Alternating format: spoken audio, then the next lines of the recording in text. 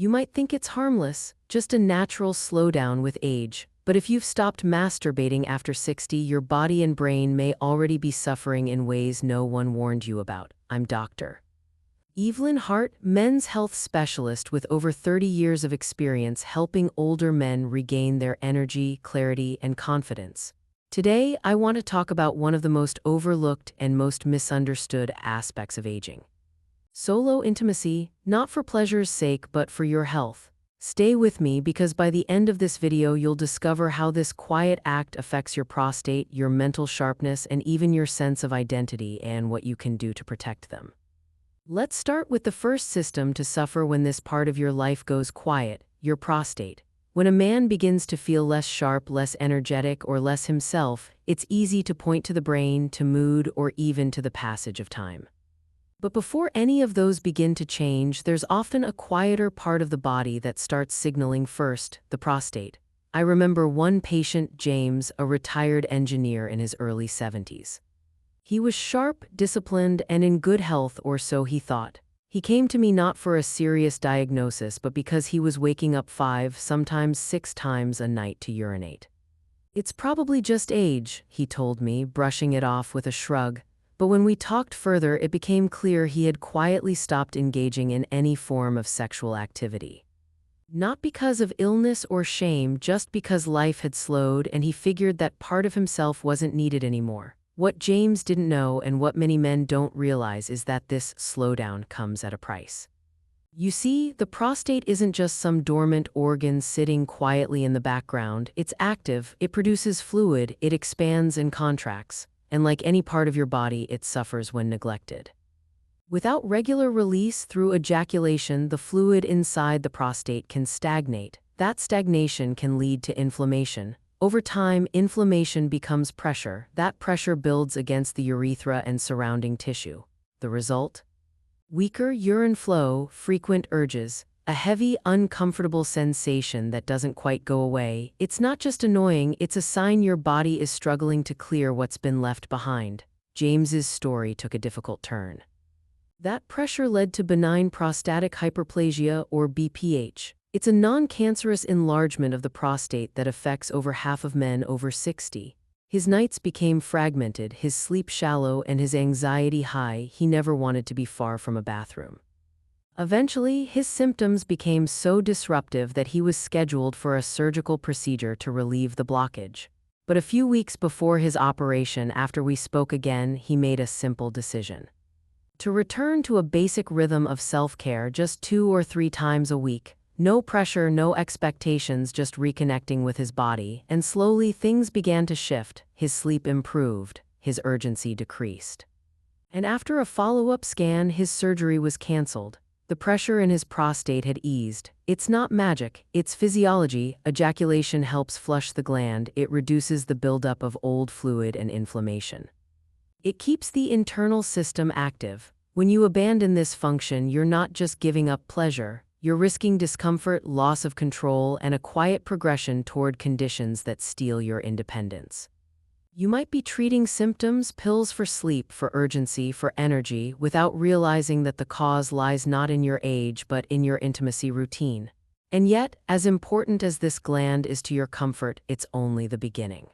Because what begins in the body doesn't stay in the body. It travels upward to the way you think, the way you remember, and the way you feel like yourself. The body often whispers before the mind begins to fade, but when men ignore those early signs, what follows can be far more unsettling than a restless night or a weak stream. It creeps in slowly, not with pain but with forgetfulness, not with loud alarms but with subtle blanks. One day you walk into the kitchen and forget why. Another day, a friend is talking and you lose your train of thought halfway through the response. You tell yourself it's just aging, that maybe your brain's just a little tired. But what if I told you that what you're experiencing isn't inevitable, that it may not be memory loss at all, but something more reversible?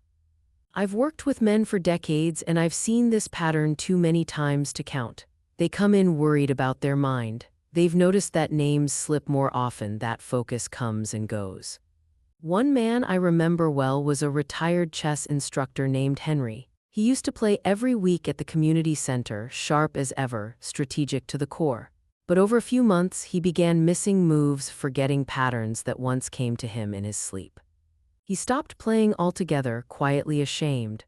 "I guess I'm just getting old," he told me, but I wasn't so sure.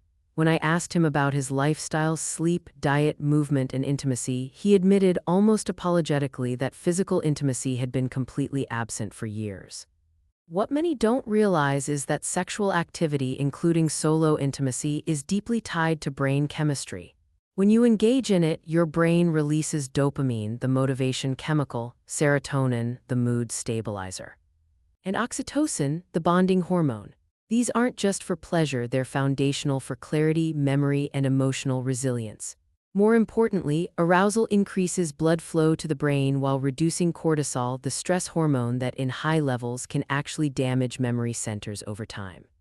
Without these regular boosts, the brain doesn't just slow, it dulls, thought becomes heavier, focus fades, confidence erodes. It's not sudden, which makes it even more dangerous. You forget why you picked up the phone. You lose track of the calendar. You start wondering, is this the beginning of something worse? But what's worse than memory loss is disconnection from your own rhythm, your own vitality, your own presence. Henry's story didn't end at that resignation.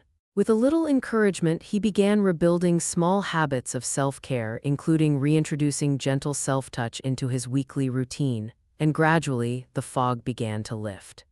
He returned to chess, not to win but to re-engage, to feel sharp again, to feel himself again. The truth is, this isn't about turning back time, it's about reactivating what's already within you, tools your body still knows how to use. You haven't lost your mind. You've just stopped feeding it the chemistry it needs to stay awake and alive. But as the brain begins to stir again, there's another part of your life that may still be dangerously flat, and that's how you feel. Mental fog may leave you confused, but emotional flatness can leave you invisible even to yourself. And for many men over 60, that's where the slow unraveling begins. I once sat across from a man named Walter. He was 73, recently widowed, and still dressed each day in his favorite old flannel shirt. He wasn't crying, he wasn't complaining, but when I asked how he was doing, he paused, looked down, and said softly, "I don't feel sad. I just don't feel anything at all." That wasn't aging, that was a red flag, and one I've learned to never ignore. Walter had stopped cooking. Every night the same dry sandwich and a glass of water. His TV played from morning to night, but he couldn't name a single show. He hadn't opened his blinds in weeks. His life wasn't chaotic, it was mechanical. Every action served only to pass time, not to live it. That's not what peace looks like, that's what emotional deadening feels like. There's a quiet danger that happens when physical intimacy disappears from a man's life. It's not just the loss of desire, it's the loss of rhythm. When you stop engaging with your body in an intimate, intentional way, something deeper begins to fade. During climax, your brain releases oxytocin and endorphins, chemicals designed to stabilize mood, reduce anxiety, and create a sense of connection. These aren't just feel-good hormones, they're essential tools your nervous system depends on to process emotion, reset stress, and remind you that you're still here, still alive. Without them, emotional range flattens, joy feels muted. Sadness becomes fog, and worst of all, you stop noticing the difference. This isn't about being forgetful, it's about being unfeeling, not numb from grief or trauma, but from silence. A silence that grows louder the longer you ignore your body's basic need for connection. I've seen men withdraw from hobbies, turn off their radios, stop initiating conversations with their grandkids, not out of depression as we typically define it, but from a kind of slow disconnection. Like the world around them has turned gray and no one ever told them why. What's especially tragic is how often male depression goes undiagnosed, especially in older adults. It rarely shows up as tears. Instead, it arrives as irritability, fatigue, disengagement, or a lack of motivation. And when I dig deeper again and again, I find the same root. These men have stopped touching their own bodies, not just physically, but emotionally. They've detached from the one relationship they carry with them every day, the one with themselves. Walter didn't need a prescription, he needed permission. We talked about loneliness, of course, but also about the natural need for connection, yes, even with one's own body. He began exploring solo intimacy not as a performance but as a form of grounding, a way to feel again, Within weeks, he reported brighter mornings, more engagement with friends, and most powerfully, he said he caught himself smiling one day without even realizing why. It just happened, he told me. I remembered what it feels like to be in my life. Many men think they've lost their joy when they've really just lost their release valve. And in a world that often tells older men to be tough, quiet, and endure, feeling nothing can start to seem normal. But numbness is not a sign of peace. It's a sign that something vital has gone missing. And when that emotional rhythm disappears, the body starts to pay in other ways, often first in the hours you should be healing, your sleep. When your emotional core goes quiet, the body doesn't just drift into numbness, it gets stuck in it. And one of the first places that tension builds is in the hours meant for healing. I had a patient named Carl, 68, retired from the Postal Service, who came in looking exhausted. His eyes were sunken, his voice flat, and he told me, "I fall asleep fine. But then I shoot awake at 2 a.m. like someone rang a bell in my head, and after that I just lie there." He had tried everything: melatonin, lavender, breathing apps, even a pricey mattress topper his daughter swore by. Nothing helped. But there was one thing he hadn't considered, the one thing his body had once used naturally, reliably, and quietly to transition from stress to rest: sexual release. Sleep isn't just about being tired. It's a delicate hormonal cascade, one that your body orchestrates with incredible precision when you let it. During climax, your body releases oxytocin and prolactin, two powerful chemicals designed to quiet the nervous system. At the same time, cortisol, the hormone that keeps you alert and anxious, drops. Heart rate slows, muscles relax, breathing deepens. Nature created this rhythm to usher you gently into deep, uninterrupted rest. But when you remove that mechanism from your life night after night, week after week, your body loses the cue. It forgets how to let go. It lies there, buzzing, twitching, replaying conversations, worrying about things long past. That's not just insomnia, that's a lost signal. For men over 60, this becomes more than just a nuisance. Poor sleep contributes to immune suppression, muscle breakdown, memory loss, and emotional volatility. It makes you more vulnerable to illness, more prone to accidents, more likely to feel overwhelmed by even simple tasks, and perhaps most invisibly, it erodes your identity. Because a man who's exhausted is a man who stops showing up fully, not just for others but for himself. When Carl and I talked more openly, I asked a simple question: when was the last time your body felt fully relaxed? He looked at me, confused. "I don't remember," he said. "That's not just a sleep problem, that's a self-connection problem." I gently encouraged him to begin exploring his own body again, not for performance or pressure, but for restoration. To find comfort in his skin, to reintroduce a simple habit that once came naturally. Within 3 weeks, his nights shifted. He no longer jolted awake. He began sleeping through until 5 or 6 a.m. And most importantly, he stopped dreading the night. Here's the truth: you don't need a new pillow, a fancy app, or a white noise machine. You need to rediscover your body's built-in off switch, the one it's been quietly waiting for you to use again. When you give it permission, it will respond, because rest isn't just a luxury, it's a signal of safety. A signal that your body still knows how to trust itself. And yet, as the nights begin to calm, many men still find their foundation weakened, especially in the parts of the body they never thought they'd have to worry about. You think strength fades with age, but some losses don't begin in your arms or legs, they start at your core, and they don't always arrive with pain. Sometimes they show up as hesitation or shame. When sleep begins to return, many men expect to feel restored, but what often surprises them is how quickly the body reminds them of what's still broken beneath the surface. That's when the foundation starts to speak, not in pain but in small humiliations. I once worked with a man named Thomas. He was a retired firefighter, 72, with broad shoulders and hands that looked like they could still carry someone out of a burning building. But his eyes told a different story. "Doc," he said, "I don't go on walks anymore, not because I'm tired, but because I don't trust my own body to hold me together."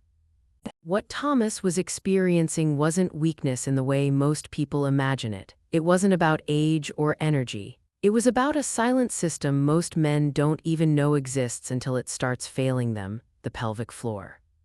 This group of muscles forms the base of your core. They support your bladder, your bowels, your sexual function, and your stability. During arousal and climax, these muscles contract rhythmically, much like any muscle in the body during exercise. That contraction sends fresh blood through the tissues, keeps the nerves responsive, and helps maintain elasticity and strength in an area most men rarely think about. But when you stop using it, when intimacy disappears, so does that activity. And the consequences are rarely talked about. Without stimulation, the pelvic floor begins to atrophy, circulation slows, the nerves dull, tissue loses its tone. That's when problems arise, small dribbles of urine after you think you're done. Difficulty standing for long periods without discomfort in your hips or lower back. A slight instability when you step off a curb or rise from a chair. And for many, a growing fear of embarrassment, not because of weakness in the arms or legs, but because the most private parts of their body no longer cooperate. It's hard to explain how deeply this erodes confidence until you've seen a man once proud, once capable, avoid social gatherings, road trips, or even church services because he's afraid he'll need a bathroom too soon or too urgently. That was Thomas's world. He wore absorbent pads beneath his jeans, sat near exits, and declined invitations. But again, what helped him wasn't a pill, it was a reconnection. I explained that solo intimacy, far from being a guilty indulgence, was one of the safest and most effective ways to restore activity to his pelvic floor. Gentle, consistent engagement, not for fantasy but for function, gave those muscles something to respond to. Within 6 weeks, the leaking reduced. Within 10, his balance returned. And the moment he smiled and said, "I took a walk and didn't worry once," was the moment I saw him stand taller, not just physically but emotionally. You train your arms at the gym. Why not train the muscles that hold your dignity? Ignoring this part of your body isn't harmless. It's the first step toward giving up a kind of control you still have. And when those muscles are asleep, your circulation falters too. But this breakdown doesn't stop at the muscular level. Something even deeper begins to suffer: your body's ability to defend and repair itself. When the muscles at the base of your body begin to weaken, it's easy to focus only on the physical setbacks: balance, control, circulation. But there's another layer, deeper and far more critical: your body's defense system. I once had a patient named Harold, 67, who came in frustrated. "I used to bounce back from a cold in 2 days," he said. "Now every little thing knocks me out for weeks." He had once been the kind of man who jogged every morning, rain or shine. But lately, bending down to tie his shoes made him feel dizzy. Walking up one flight of stairs left him winded. Something wasn't right. We ran the tests. His labs were clean. No signs of immune disorder, no new medications, no chronic illness. And yet he kept getting sick. The usual answers weren't adding up. That's when I asked him something few doctors ever think to ask: "Are you still engaging with your body intimately?" He looked embarrassed. "Not in years," he said. That part of me just shut down. What Harold didn't know is something I've seen in case after case. The immune system doesn't just react to diet, sleep, or vitamins, it listens to connection. When you neglect the most personal form of engagement with your body, you send a signal that says, "We're shutting down," and the body listens. Without stimulation, your defenses quietly slip, wounds heal slower, inflammation rises, fatigue lingers. You become more vulnerable, not because your immune system is broken, but because it's no longer being reminded to activate. That's what happened to Harold. I didn't prescribe him supplements. I prescribed him reconnection. A few moments each week, not for pleasure but for feedback, for awakening. He told me he started simply. A few minutes at night, lying still, allowing himself to feel present in his body again. Within a month, his colds didn't drag on. His steps felt steadier. His shoulders loosened, but more than that, his words changed. "I feel like I'm bouncing back again," he said, "like my body remembers me." That's what I tell my patients. Your body listens to activity, it listens to circulation, it listens to intimacy, not for fantasy, but for feedback. You don't need a partner, you don't need to perform, you just need to remind your system that you're still here, still worth defending. And while this internal defense may be easy to overlook, there's one consequence that is even easier to miss and far more painful. It's the one that touches not your sleep, not your bladder, not your energy, but your very sense of who you are. By the time a man's immune system grows quiet, there's often something even more important that's already been fading: his sense of identity. Not the roles he's played, father, husband, veteran, builder, but the relationship he has with his own body. I've lost count of how many men have said something to me that stops me cold. I don't feel like I live in this body anymore. Not because they're in pain, not because they're ill, but because they've gone so long without connecting to themselves in any real, intimate way that they begin to feel like a ghost in their own skin. It doesn't happen overnight, it starts small. A man stops looking in the mirror when he shaves, stops putting on cologne before leaving the house, stops trimming the hair on his ears or cleaning his shoes. These aren't just signs of aging, they're signals that something internal has shifted. The daily rituals of self-recognition start to erode when physical intimacy, especially self-intimacy, disappears. And when the body stops being acknowledged, the spirit begins to dim. Touch, even the kind we give ourselves, is more than sensation. It's affirmation. It tells your nervous system, I'm here, I matter, this body is still mine. But when that touch vanishes, so does the message. You begin to feel foreign to yourself, as if you're simply maintaining a body that no longer belongs to you. I've seen men slowly abandon their routines, their goals, even their sense of worth, not because they're weak, but because they've gone too long without that simple, sacred connection. One patient I'll never forget was Daniel, a 75-year-old former pilot. He came in because he felt detached from life. That was the word he used, detached. He said his days felt gray, not because he was unhappy, but because he couldn't feel much of anything anymore. When I asked him about intimacy, he chuckled and waved me off. That's for younger guys. But we kept talking. And when I gently asked if he'd ever considered reconnecting with his own body, not sexually but spiritually, he grew quiet.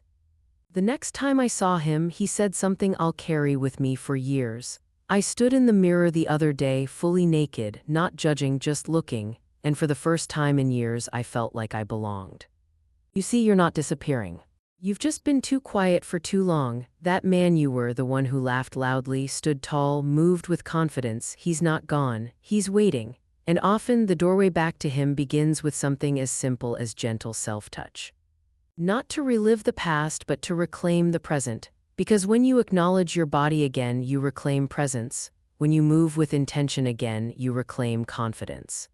And when you remind yourself that your body still matters, even now, you reclaim control. So what do you do now if this has all hit home? If those words echoed something in you, if you've ever looked in the mirror and felt like a stranger, then maybe this is the moment to stop waiting and start returning. Because everything we've talked about isn't just biology, it's about belonging. You thought it was harmless, just a natural pause, a fading away. But now you know the signals from your body, the weariness in your mind, even the quiet ache in your spirit have been gently asking for your attention. Not to shame you, but to invite you back. Stopping self-intimacy isn't simply aging, it's forgetting how much you still matter. The good news, that part of you hasn't died. It's been dormant, waiting for your permission.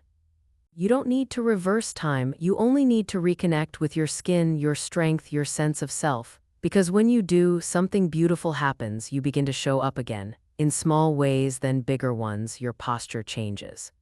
Your breath deepens, your voice carries more conviction, and most importantly, you start to feel like you again. You're not disappearing, you're returning to the man you were always meant to be.